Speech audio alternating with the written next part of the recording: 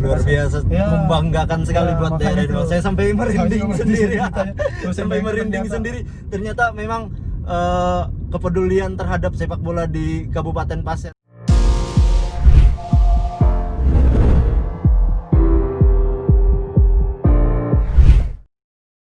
Halo, kembali lagi di channel saya Haikal Fikri. Jadi kali ini saya mengundang tamu. Ini tamunya masih dengan tema pemuda. Jadi kita bakalan, mungkin awal ini kita bakalan perkenalan dulu ya. Warga, apalagi pemuda-pemudi Pasir nih ndak asing lagi dengan abang kita satu ini. Mungkin boleh perkenalan dulu bang. Oke, halo, nama saya Rahmat Ajen Ariansah.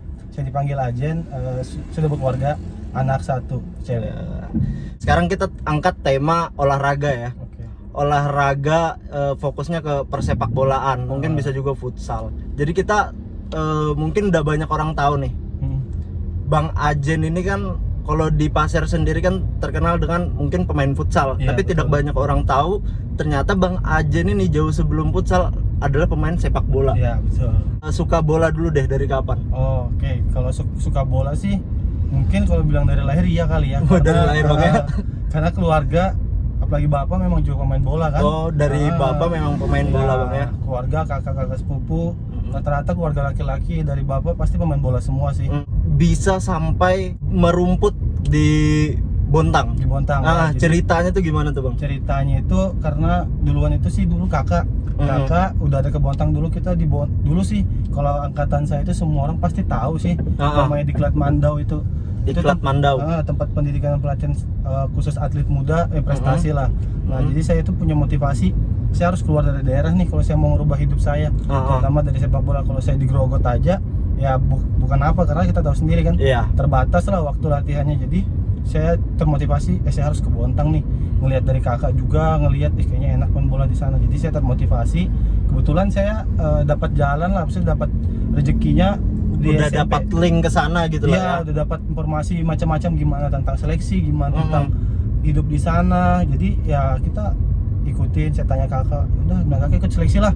Jadi saya latihan dulu sih di sini juga, sebelum kesana saya persiapkan diri. Nah, bisa sampai ke rekrut tuh di Bontang FC. Nah, itu gimana tuh perjalanannya tuh? Panjang tuh kalau saya ceritakan. Jadi pertama saya di Diklat, saya SMP kelas 2 saya ke Diklat.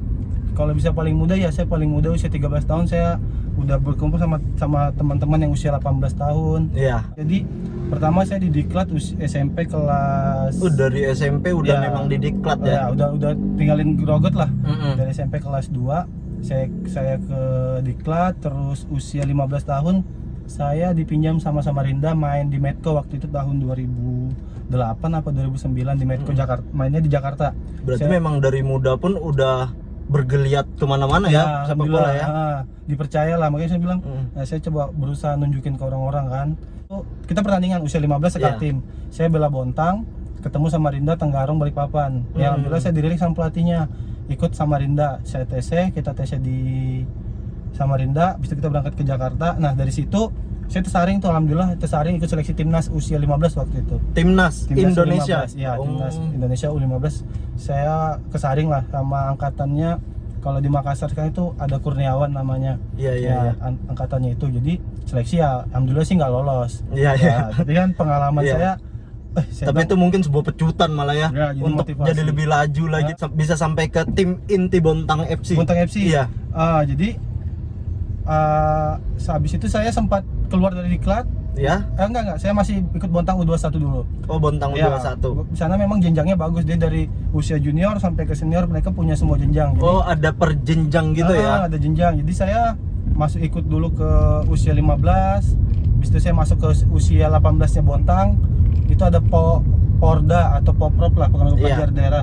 Saya ikut itu dulu, udah masuk itu naik saya ke usia 20. Usia 20. Nah, saat Bontang PKT-nya bubar, diambil alih lah sama pemerintah. Jadi namanya Bontang FC. Mungkin sebelum kita lanjut, kita beli minuman sama cemilan dulu, oke?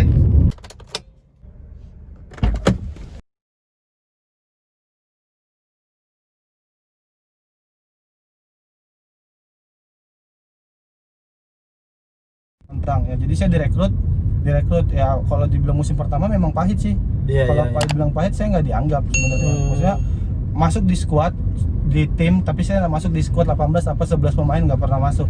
Kalau latihan ya latihan terus, cuma kita nggak pernah tiba-tiba langsung muncul gitu aja kan. Sempat diteriakin sama pelatih. Pelatih sempat ngomong, Jen, kau ngapain? Kau juga bakal masuk skema kok.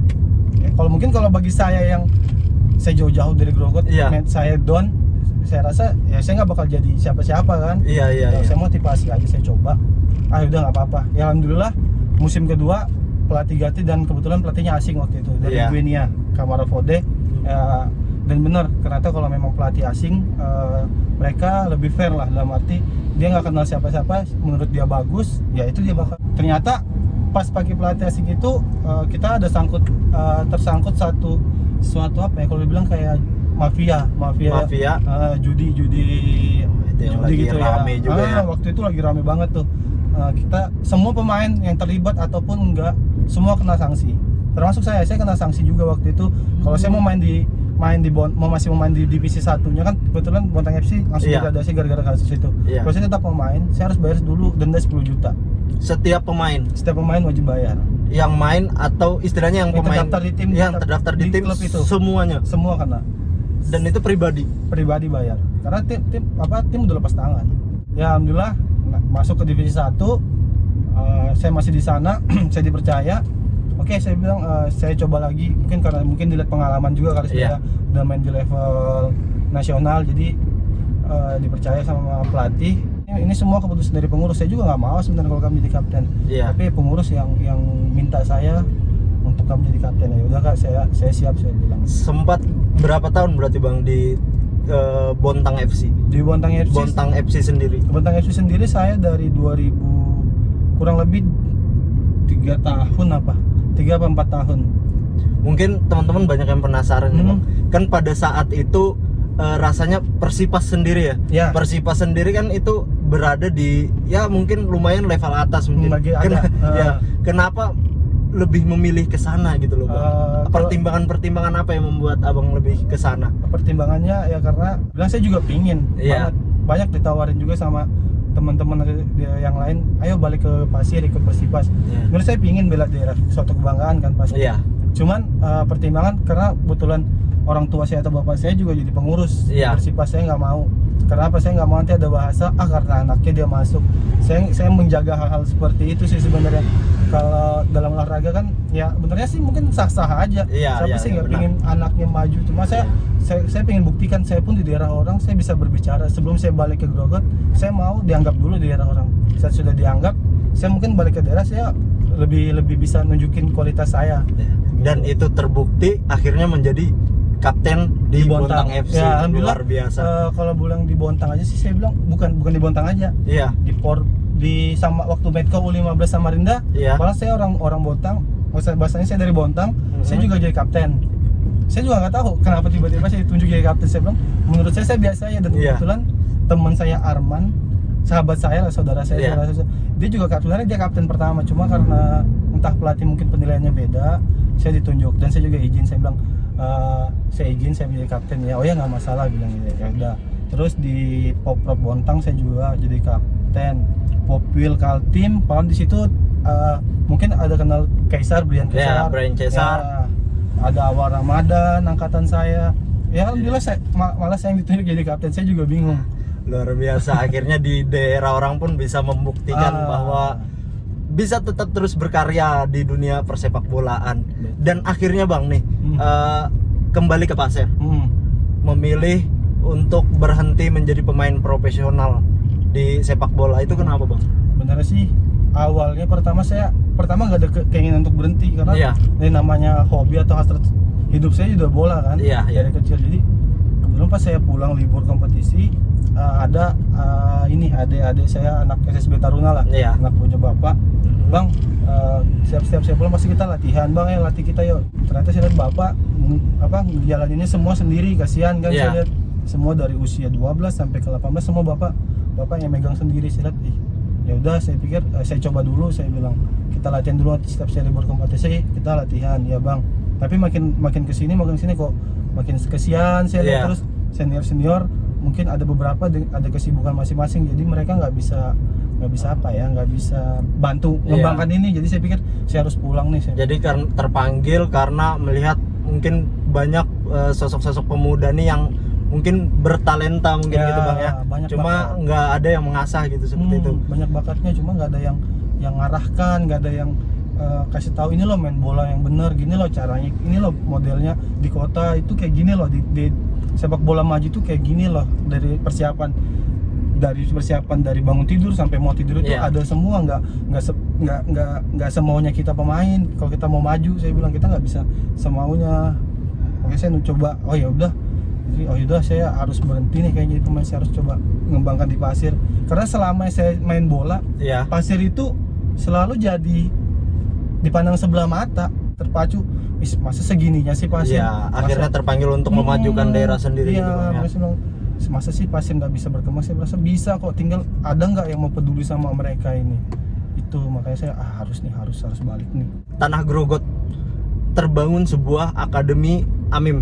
Nah, itu gimana ceritanya Bang? Apa dari Bang Ajen sendiri berinisiatif untuk membangun sebuah akademi itu bagaimana Bang? Jadi pertama bola nih, ya kan, pertama saya bola, pas kebetulan saya punya lapangan AMIM juga kan. Jadi sudahlah, saya pikir saya bola sudah ada taruna, pikir yaudah saya coba bentuk inisiatif.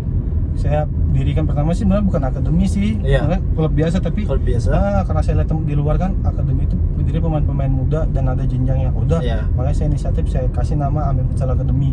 Jadi AMIM Futsal Academy itu ya saya coba menjaga sekarang itu namanya itu tetap jadi pembinaan. AMIM Futsal Academy, walaupun mungkin kita ada tim liganya, tapi kita tetap ada akademinya. Makanya itu selalu coba saya munculkan terus saat ini. Makanya saya lagi buat lagi nih untuk usia 12 sampai 15 sama 16 sampai 18. Jadi berjenjang juga itu Bang. Jadi nggak putus, habis pemainnya habis juga enggak. Jadi kita ada terus, siapapun pemain bisa datang. Cuma kita pasti tetap ada aturan main lah ya.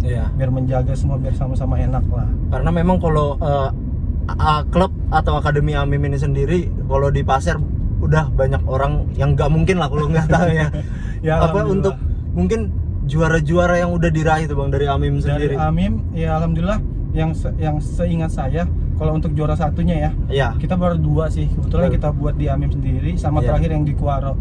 Tapi kalau bagi saya juara itu hal sekian sih. Yang penting prinsip saya bentuk, saya cari piala bergilir, piala berjalan. Ya dalam arti itu piala itu pemain itu sendiri. Saat dia bagus, dia bakal jadi piala saya. Kemanapun dia sudah jadi kebanggaan buat saya. Karena kalau bagi saya piala yang kita dapat penghargaan kelihatan itu cuma udah selesai kita taruh kan. Kalau pemain tuh kita bisa, oh ini loh hasil kita selama ini loh, proses yang kita buat. Dan saya mau coba membuka mata teman-teman yang di Grogot. Ayo kita sama-sama pembinaan, ayo kita sama-sama nikmatin semua proses lah. Nggak ada yang instan kok, ya kan? Dan lagi-lagi itu terbukti pemain-pemain keluaran dari AMIM Academy berprestasi di luar sana. Ya alhamdulillah ya. Kayak ada Rizky, dia dapat beasiswa full dari kampus. Sekarang Ilham juga dapat beasiswa full dari kampus. Ya karena berkat dia main futsalnya. Luar biasa, membanggakan sekali buat daerah itu. Saya sampai merinding sendiri. Sampai merinding sendiri. Ternyata memang kepedulian terhadap sepak bola di Kabupaten Pasir sendiri dari Bang Ajen ini sangat luar biasa. Mari kita mungkin dukung bersama-sama terus sepak bola atau futsal di Pasir. Mari kita, karena banyak sekali mungkin talenta-talenta yang terpendam, kurang diasah mungkin banyak banget. Jadi teman-teman mungkin kita alhamdulillah sekali di Pasir nih untuk futsal sendiri udah punya ada akademi, mungkin sekelas akademi, apalagi sudah berjenjang. Di AMIM Academy. Nanti mungkin saya taruh CP atau link kontaknya di deskripsi saya untuk teman-teman yang semua berminat, karena memang keluaran dari AMIM Academy ini semuanya alhamdulillah jadi loh Bang ya. Dan akhirnya sampai saya dengar Bang Ajen sendiri mengambil lisensi pelatih. Ya, saya alhamdulillah sudah punya lisensi pelatih level 1 National Futsal sama level D Nasional Bola. Terakhir saya ikut workshopnya juga yang Miguel Rodrigo, pelatih timnas kemarin Vietnam. Sekarang dia sudah berhenti nggak lagi Vietnam, tapi saya juga ada workshopnya, saya ikutin juga. Saya juga berusaha sih kalau pemain futsal itu sebelum pemainnya bagus, saya beranggapan pelatihnya juga harus bagus dulu. Pelatihnya harus punya ilmu dulu. Percuma kita pengen pemain kita bagus, tapi kalau dari kitanya juga nggak punya ilmu memadai untuk memfasilitasi mereka kan. makanya saya coba. Luar biasa pokoknya Bang Ajen. Alhamdulillah, dan alhamdulillahnya mungkin untuk sekarang Bang Ajen udah fokus di pasir. Ya alhamdulillah, insyaallah. Mungkin Bang ke depan nih rencananya untuk mau futsal kah, mau sepak bola untuk di pasir sendiri? Rencana saya terutama mungkin kalau saya untuk bicara mungkin ke tim saya dulu, saya Iya. ingin tim saya ikut Liga Nusantara dulu. Tapi terserah pemainnya dari mana aja. Iya. Saya sih berusaha membuka peluang semua orang pasir untuk bisa terlibat di dalam situ, untuk bisa bersaing. Jadi saya sih pengennya Liga Nusantara, dan saya juga berharap saya bisa tembus go nasional lah, entah dari klubnya atau dari daerahnya. Ya sekarang makanya kita dari teman-teman pelatih di pasir ada beberapa, kita udah mulai kumpul, kita udah mulai persiapkan dari usia Pelatih-pelatih di pasir. yang punya usia yang sudah berlisensi, kita udah kumpulin. Kita bakal adakan usia nanti dari usia 13, 15, 16 sama 18.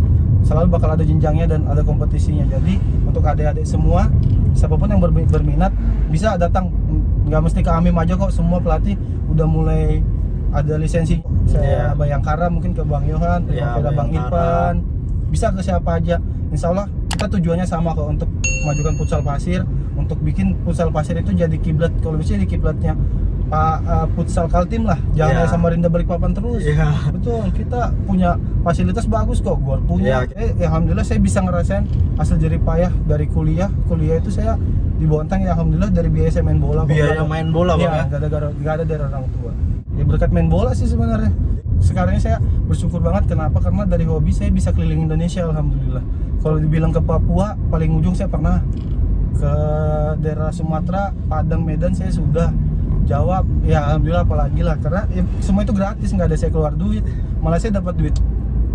Ya karena main bola itu kalau kita niatin dan distribusin, selalu ada hasilnya kok. Mungkin kita bisa beli mobil. Ya alhamdulillah. Jadi mungkin buat teman-teman pemuda-pemuda lah, tetap semangat dalam bermain sepak bola, karena bukan tidak mungkin di daerah yang kita yang kecil ini bisa. Apalagi sekarang kita punya pelatih-pelatih yang hebat di Kabupaten Pasir. Banyak teman-teman pelatih. Bang, mungkin pesan buat pemain-pemain muda di luar sana nih, yang baru atau sudah menjalani dunia sepak bola atau perfutsalan ini. Pesan-pesannya ya, jadi buat anak-anak muda semua atau adik-adik yang pengen serius di semua apapun itu bidangnya, intinya satu, niatkan dulu. Terus niatkan dulu. Ya harus niat. Kalau kita nggak niat, apapun nanti masalah, pasti ada masalah kan di jalan kita nanti. Apapun itu niatkan dulu, kalau sudah kita punya apapun masalah bisa kita hadapin lah. Terus konsisten ya, harus konsisten mati latihannya harus jangan bolong-bolong, selain ibadah juga ya. Jadi ini latihannya, kalau saya dulu latihan kita biasa sehari 2 kali, saya sehari sampai 3 kali ya, sehari sampai 3. Kita harus konsisten. Terus kerja keras itu hal-hal yang memang harus sih. Di latihan pun kita juga harus kerja keras, karena kalau kita nggak kerja keras, kita nggak jadi siapa-siapa, kita nggak dianggap sama siapa-siapa itu. Terus cari ilmu sebanyak mungkin sama siapapun itu ya. Karena kalau kita pelatih kan juga pasti ilmunya terbatas. Kayak saya juga mungkin ilmunya terbatas. Kalau ada pelatih lain yang mungkin ilmunya lebih banyak, silakan ambil ilmunya ya. Akhirnya Bang, karena waktu kita mungkin stop sampai di sini. Terima kasih banyak untuk Bang Ajen. Jadi buat teman-teman semua, semoga channel ini bisa menjadi motivasi buat teman-teman. Jadi kita saling mendukung untuk para pemuda dan pemudi pasir, tetap terus berkarya. Jalani aja dulu hobi kalian, jangan menyerah jangan menyerah. Yang terpenting buat teman-teman semua, dan juga yang lebih terpenting, jangan lupa like, jangan lupa komen, share dan subscribe. Jadi semoga channel ini bisa terus mengundang pemuda-pemudi pasir yang berkarya di dalam atau luar daerah. Pastinya dari Kabupaten Pasir.